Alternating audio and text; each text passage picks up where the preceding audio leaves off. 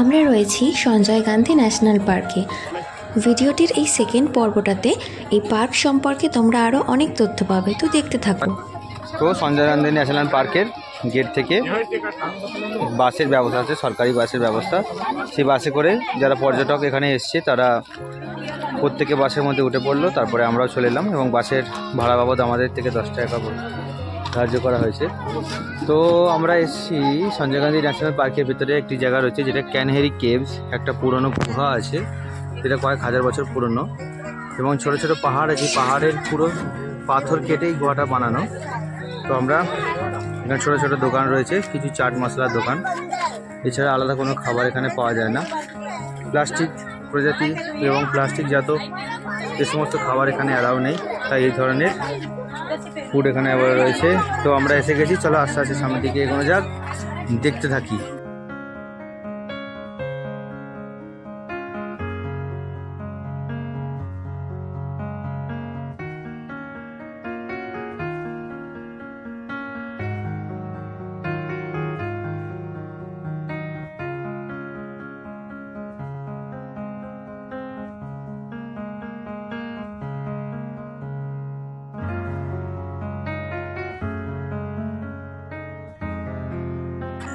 তো এই হলো সেই ক্যানারি কেভসের গেটস, যেখান থেকে আমরা ওপর দিকে উঠে যাব।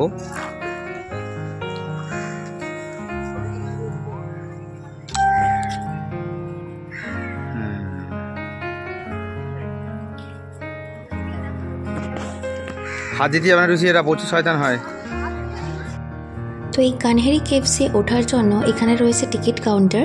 তোমরা যতজন যাবে লাইন দিয়ে এখানে টিকিট কাটতে হবে এবং তারপরে টিকিট নিয়ে তবেই ভেতরে ঢুকতে পারবে। তো আমরা পৌঁছে গেলাম ভারতবর্ষের অন্যতম একটা ঐতিহাসিক প্লেস এবং খুবই হেরিটেজ একটা প্লেস, যেটা হলো বুদ্ধিস্ট কেভস, কানহেরি কেভস, যেটা অবস্থিত ভারতবর্ষের মুম্বাই বা মহারাষ্ট্রতে। তো আমরা এখানে প্রায় 1 ঘন্টা সফর করে মালার থেকে এসে পৌঁছলাম। এখানে একটা গাইড ম্যাপ রয়েছে এবং উঁচু পাহাড়ের মধ্যে পুরো সম্পূর্ণ প্রস্তরখণ্ডকে কেটে, পাথরকে কেটে এই গুহাটা বানানো। তো আমরা আস্তে আস্তে বুঝতে পেরেছি, ওইতে গিয়ে দেখবো গুহার ভেতরে কী আছে এবং কীভাবে এই প্রাচীন সৌধটি বা স্থাপত্যটি এখানে বানানো হয়েছে। চলো, সুন্দর, চলো এগোনো যাক। আমরা আস্তে আস্তেই চলো।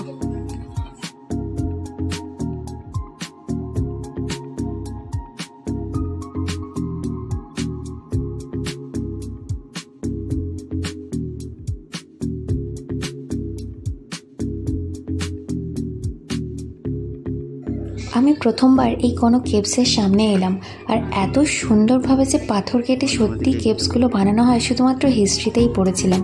আমার তো দেখে খুব ফটো তুলতে ইচ্ছা করছিল আর বারবার বায়না করছিলাম ফটো তুলে দাও, ফটো তুলে দাও। আর ও বললো আগে ভিডিও করি তারপর ফটো তুলবো। কি আর করবো, তো চলো আগে ভিডিওই বানিয়ে নেওয়া যাক, তারপরেই না হয় ফটো তুলবো।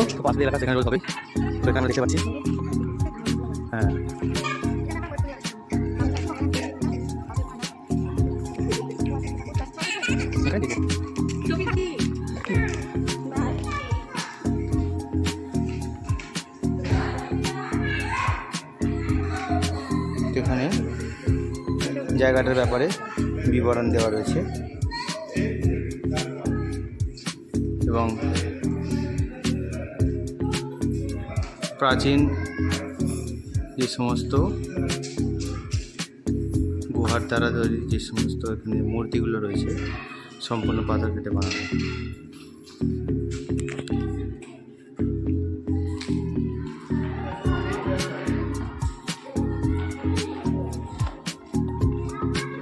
মাথা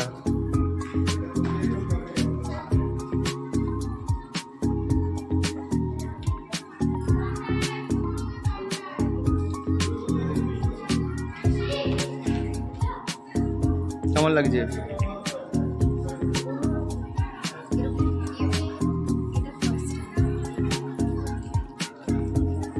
ওই যে দূরে পাহাড় দিয়ে ঘেরা, চারিদিকে বিশাল বিশাল পর্বত এবং পাহাড় দিয়ে ঘেরা জায়গাটি রয়েছে। বসতেই পারো, বসো। আমি একটা ভিডিও করে নিই, তারপর তোমার ছবি তুলে দিচ্ছি। সামান্য এইটুকু হেঁটে এসেই বারবার আমি হাঁপিয়ে যাচ্ছিলাম আর জায়গা খুঁজছিলাম কোথায় বসবো। আর একটু বসার স্কোপ পেলেই ব্যাস আর ছাড়ছি না, একটু করে বসে নিয়ে রেস্ট নিয়ে নিচ্ছি। কারণ এতটাই রোদ, বাইরে হয়তো দেখে অত ভালো বোঝা যাচ্ছে না, বাট প্রচণ্ড রোদের তাপ ছিল। কিন্তু বাইরে এত রোদের তাপ, কিন্তু এই ভেতরে ঢুকলেই একটা ঠান্ডা মতন হাওয়া, ঠান্ডা পরিবেশ হয়ে যাচ্ছিল। এত ভালো লাগছিল, মানে সেটা বলতেই বোঝানো যাবে না, খুব সুন্দর লাগছিল। আর এই গাছগুলো দেখো, অপূর্ব সুন্দর।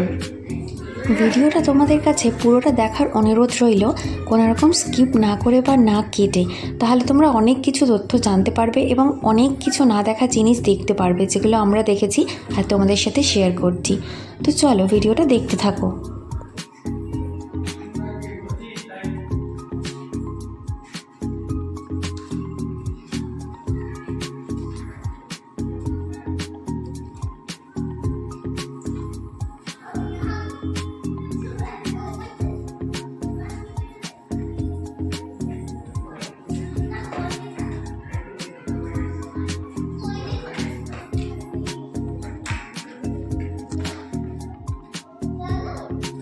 কেমন লাগছে?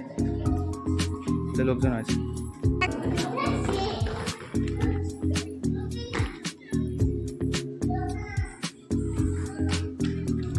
বিশেষভাবে জায়গাটি বানানো।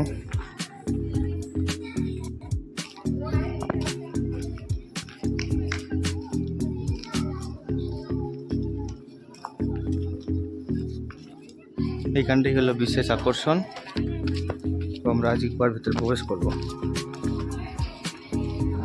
প্রত্যেকটা কেভসের সামনে এরকমভাবে নাম্বারিং করা আছে যে কোনটা কত নম্বর কেভস, আর তার সামনে এরকমভাবে পুরো বিবরণগুলোও দেওয়া রয়েছে যে কোন কেভসটা কেন, কিভাবে, কবে তৈরি হয়েছিল। তো এই কেভসটা একটা অন্যরকম সুন্দর। ভেতরে তোমরা দেখতে পাবে বড় বড় বুদ্ধ মূর্তি রয়েছে দুটো। সেটা যে কত বছর পুরনো জানি না, পাথরগুলোও ভেঙে পড়তে শুরু করে দিয়েছে। এবং ভেতরে রয়েছে একটা বড় গম্বুজ এবং অপূর্বতার সৌন্দর্য। চলো দেখতে থাকো।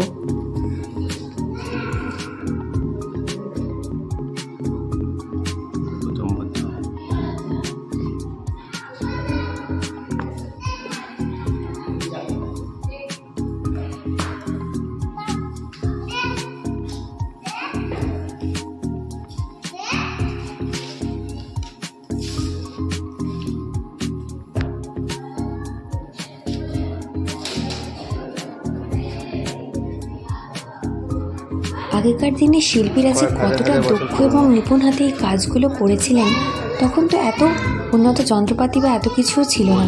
তা সত্ত্বেও এত সুন্দর সুন্দর স্কাল্পচার যে তারা বানিয়ে গেছে, সত্যি নিজের চোখে না দেখলে বিশ্বাস করা যায় না। এগুলো যেন সেই হিস্ট্রি বইতেই দেখেছি, হিস্ট্রি বইতেই পড়েছি, সেগুলোই মনে হচ্ছিল যে নিজের চোখের সামনে দেখছি।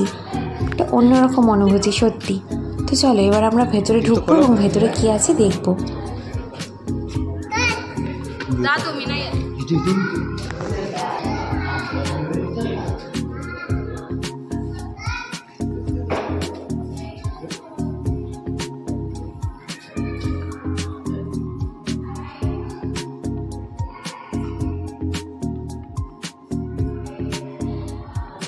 অসাধারণ।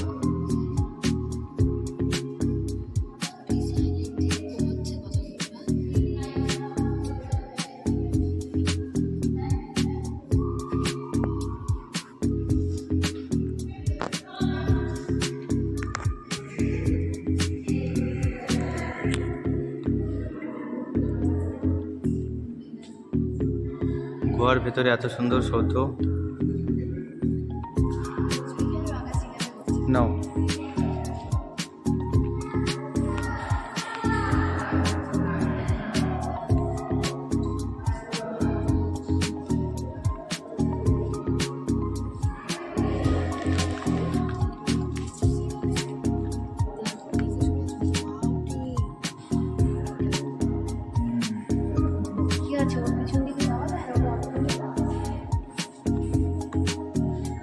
যাওয়া যায়।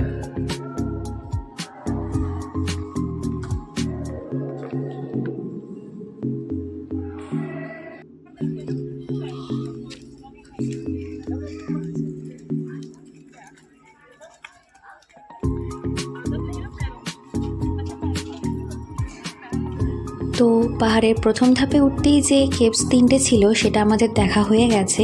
এবার আবার উপরে উঠতে হবে, আর উপরে উঠতে গেলেই কষ্ট, তবুও সবাই কষ্ট করেই উপরে উঠছে, কারণ প্রকৃতির সৌন্দর্য দেখতে গেলে তো একটু কষ্ট করতেই হবে।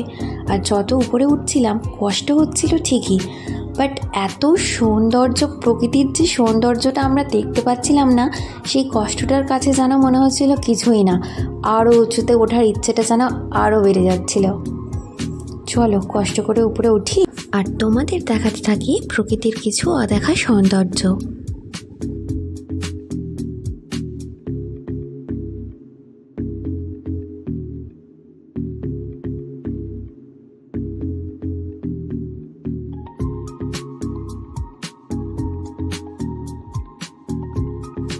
যতই উপরে উঠছি ততই যেন মনে হচ্ছে রাস্তা আর শেষ হচ্ছে না, পাহাড় যেন উঁচু থেকে আরও উঁচু হয়ে যাচ্ছে, আর চারিদিকে এত গুহা, এত রাস্তা পাথরের, এরকমভাবে পাথর কেটে কেটে সিঁড়ি বানানো, যে কোনটা ছেড়ে কোনটায় যাব, কোন দিক থেকে কোন দিকে যাব সেটা হিসাব করতেই মাথা খারাপ হয়ে যাচ্ছে।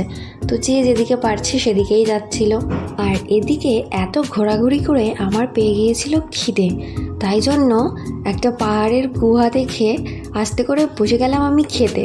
আর দেবরাজকে বললাম তুমি যাও উপরে, আমি একটু খেয়ে আবার একটু শক্তি এনে নিই শরীরে, তারপর আমি আবার উঠছি।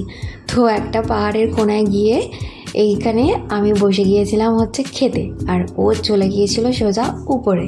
যদিও আমার খাওয়ার ভিডিওটা এখানে নেই, আর এখানে খেতে দেখলে না ওরা ভীষণ বকাবকিও করে, তার একটাই কারণ হচ্ছে এখানে প্রচুর বাঁদর আছে, প্রথমেই দেখেছো তোমরা, আর খেতে বসলেই না বাঁদররা চলে আসবে, তোমার ব্যাগে যা আছে তোমাকে ওদেরকে দিতেই হবে, ওরা পুরো দল বল নিয়ে চলে আসবে। সো তুমি একটা জিনিস দিয়ে যে শান্ত হবে তা না, ওদেরকে সমস্ত জিনিস তোমাকে দিয়ে দিতে হবে, এরকম একটা ব্যাপার। তো সেই কারণে এখান থেকে একটা স্ট্রিক্ট বারণ করা আছে যে ওই বাঁদরদেরকে কোনো খাবার দাবার দেওয়া যাবে না, ওরা চারদিকে সিকিউরিটি গার্ড রয়েছে, ওরা দেখতে পেলে ভীষণ বকাবকি করবে। তো সেই কারণে আমাকে লুকিয়ে লুকিয়ে এক প্রকার খেতে হয়েছিল ওই বাঁদরগুলোকে বাঁচিয়ে। তো আমি এখানে নিচে বসে বসে খাচ্ছিলাম, আর ও চলে গিয়েছিল হচ্ছে উপরে ভিডিও করতে। তো আমি খেতে থাকি নিচে বসে, আর তোমরা দেখতে থাকো পাহাড়ের উপর থেকে ভিউটা কত সুন্দর লাগে দেখতে।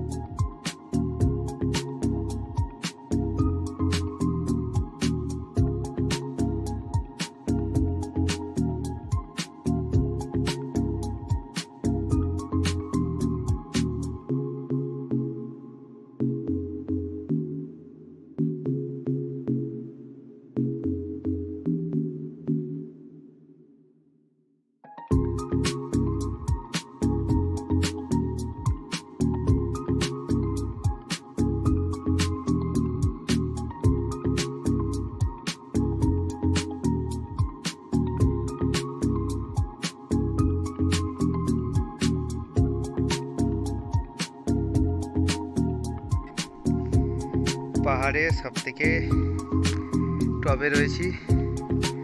এখান থেকে নিচের দিকে নামবো। ওই যে দূর পাহাড়গুলোতে অনেক গুহা রয়েছে, তো ওখানে যাওয়া সম্ভব নয়, চিতাবাঘ আছে। তো আমরা এখন আমি একাই রয়েছি, নিচের দিকে নামছি।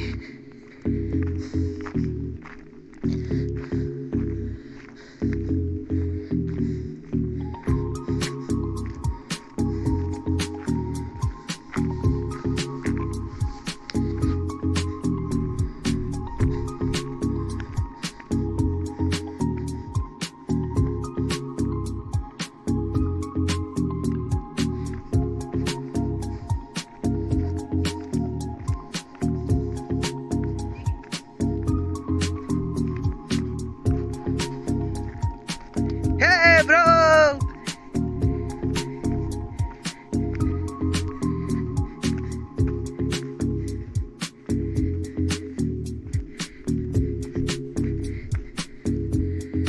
ওই যে দূরে দুজনকে দেখতে পাওয়া যাচ্ছে।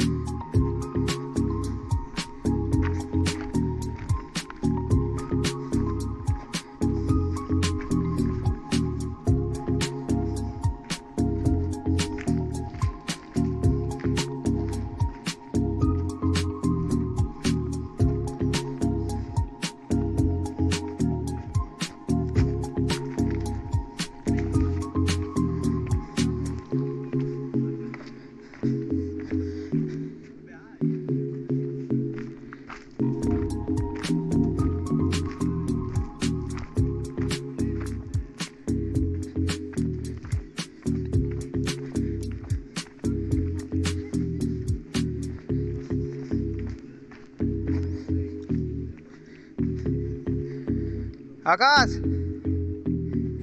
আমি আর আকাশ খাওয়া দাওয়া করে নিচেই দাঁড়িয়ে গিয়েছিলাম। তারপর কিছুটা উপরে উঠেছি, বাট ও যেরকম পুরো পাহাড়ের একদম টপে উঠেছিল অতটা ক্ষমতা আমার দ্বারা আর হয়নি, তাই আকাশও আমার সাথে ওই নিচেই থেকে গিয়েছিল। ওই একা একা উপরে উঠেছিল, আর উপর থেকে নিচে নামার সময় ওই দূরে আমাদের দেখতে পেয়ে চেঁচামেচি করছিল। আর এখানে দেখতেই পাচ্ছ প্রত্যেকটা গুহার ভেতরে ভেতরে মাঝে মাঝেই এরকম বৌদ্ধিস্ট মঙ্করা রয়েছে এবং সিকিউরিটি গার্ডরাও রয়েছে। আসলে কি বলতো, এইদিকে উপরটাতে না বেশি মানুষজনকে ওরা আসতেও দেয় না, সিকিউরিটি গার্ড প্রচুর বেশি, তার কারণ এখানে চিতাবাঘ থাকে অনেক। তো আলাদাভাবে এরকম জায়গায় জায়গায় চিতাবাঘ যে সেখানে থাকে, তো আমাদের সাবধান করে দেওয়া রয়েছে যে ওদিকে চিতারা যাতায়াত করে, তো তোমরা সাবধানে যাবে, বা কোথাও কোথাও যেতেই মানা করা আছে। তো সেরকমভাবেও আমরা সবাই যাচ্ছি না, অতটা রিস্ক নিয়েও যাওয়ার প্রয়োজন নেই, কারণ কখন কি হয় বলা তো যায় না। এতটা পাহাড়ের চূড়ায় এসে হঠাৎ করে যদি তেনার দেখা পেয়ে যাই তাহলে তো সেসব আর না ভাবাই ভালো। তো দেখো উপরে থেকে নিচের দিকে নেমে আসছে আমাদের দিকে।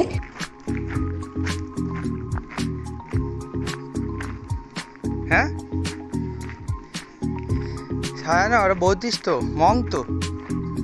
মঙ্কদের ড্রেস তো ওটাই। আর আমরা ওর নেমে আসার অপেক্ষাই করছিলাম। তো একসাথে হয়ে এখন আমরা তিনজন নিচের দিকে আবার নামতে শুরু করে দিয়েছি।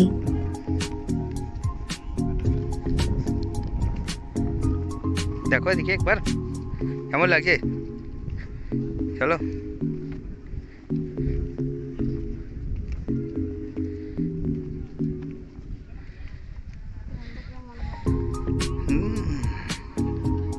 চলো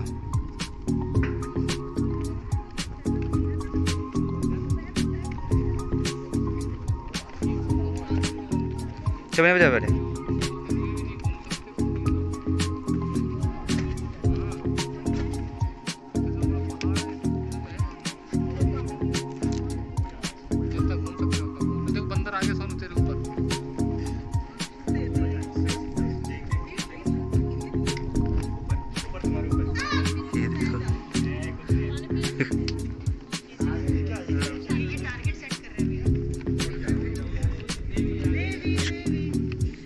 চলো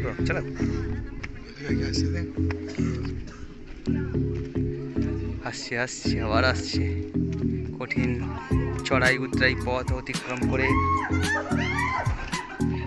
বাঁদরে অ্যাটাক করে দিয়েছে। তো এবার আমরা আস্তে আস্তে পাহাড় থেকে নিচের দিকে নেমে যাচ্ছি। নিচে নামার পালা এবার, কারণ এরপর আবার বাসের জন্য লাইন দিতে হবে, আবার অপেক্ষা করতে হবে গেট পর্যন্ত যাওয়ার জন্য। তো চলো আস্তে আস্তে নিচের দিকে ধীরে ধীরে নামতে থাকি, কারণ ওপরে প্রচণ্ড গরম আর রোদ। কেমন লাগলো তোমাদের এই কানহারি কেভস অবশ্যই কিন্তু জানিও। আর তোমরা যদি আসো কখনো মহারাষ্ট্রে ঘুরতে, এই কানহারি কেভসে কিন্তু অবশ্যই আসবে।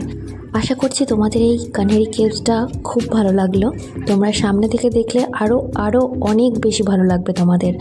তো যাই হোক, বললামই যে এবার ফেরার পালা আমাদের। দেখতেই পাচ্ছ আমরা আস্তে আস্তে উপর থেকে নিচের দিকে নেমে পড়েছি আজকে। তবে এই কেভসটা ঘুরতে গিয়ে আমাদের একটা জিনিস মিস হয়ে গেছে, যেটা হচ্ছে জঙ্গল সাফারি। হ্যাঁ, এই বাসটায় করে নিয়ে যায় বাঘ, সিংহ, সমস্ত বন্য প্রাণীদের দেখাতে, কিন্তু 5টা অলরেডি বেজে গিয়েছিল আর বাড়িও ফিরতে হতো। সেই কারণে আমরা জঙ্গল সাফারিটা আজকে করলাম না। আবার অন্য কোনো দিন আসবো আর সেদিনকেই জঙ্গল সাফারির ভিডিওটা তোমাদের সাথে শেয়ার করব। তো ভিডিওটা তোমাদের কেমন লাগলো অবশ্যই জানাবে কমেন্ট করে। ভালো লাগলে একটা লাইক করে দিও। And thank you for watching.